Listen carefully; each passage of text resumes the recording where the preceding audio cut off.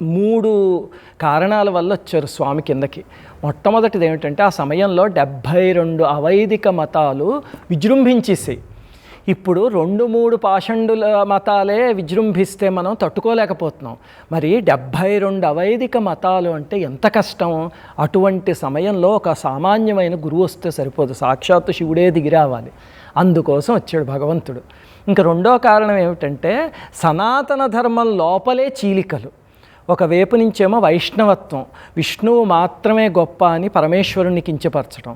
ఇంకొక చోట నుంచి శైవం, వాళ్ళు శివుడు మాత్రమే గొప్ప, మిగతా దేవుళ్ళు గొప్ప కాదని వాళ్ళు కించపరచడం. అలాంటి భయానకమైన పరిస్థితులు ఉన్నాయి. అంటే సనాతన ధర్మంలో కూడా ఎవరివి వాళ్ళే పాటిస్తూ మా దేవుడు గొప్ప అనుకుంటే ఎప్పుడూ తప్పు లేదు, మా దేవుడే గొప్ప అనుకుంటే తప్పు.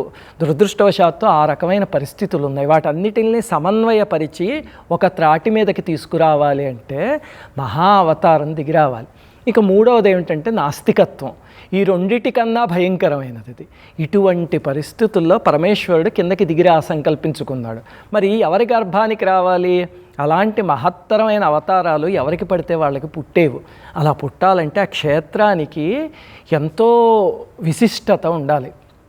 కేరళ దగ్గర కాలడి ప్రాంతంలో శివగురువు అని ఒక మహనీయుడు ఉండేవారు. ఆయన వేదాంగ పారంగతుడు, మహాభక్తుడు.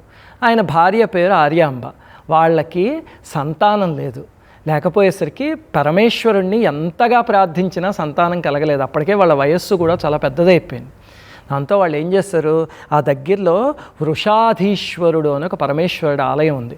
అక్కడికి వెళ్ళి ఇంకా ఎలాగైనా పరమేశ్వరుడికి తపస్సు చేసి సంతానాన్ని పొందాలి అంతే అనుకుని ఆ ఆలయానికి వెళ్ళి మొట్టమొదట ఆహారం మానేసి పళ్ళు అవి మాత్రమే స్వీకరిస్తూ చాలా రోజులు తపస్సు చేశారు.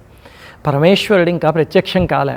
దాంతో ఫలాలు అవి కూడా మానేసి కేవలం నీళ్లు తాగుతూ తపస్సు చేశారు. అప్పుడు కూడా స్వామి కనిపించకపోతే ఇంక ఏది వద్దు, పూర్తిగా ఉపవాసం చేస్తూ తపస్సు చేద్దామని ఆ దంపతులు కూర్చుని తీవ్రమైన తపస్సు చేయడం ప్రారంభించేసరికి అప్పుడు పరమేశ్వరుడికి కారుణ్యం కలిగి ఆ శివగురువు నిద్రపోతున్నప్పుడు ఒకరోజు స్వప్నంలో దర్శనమిచ్చారు.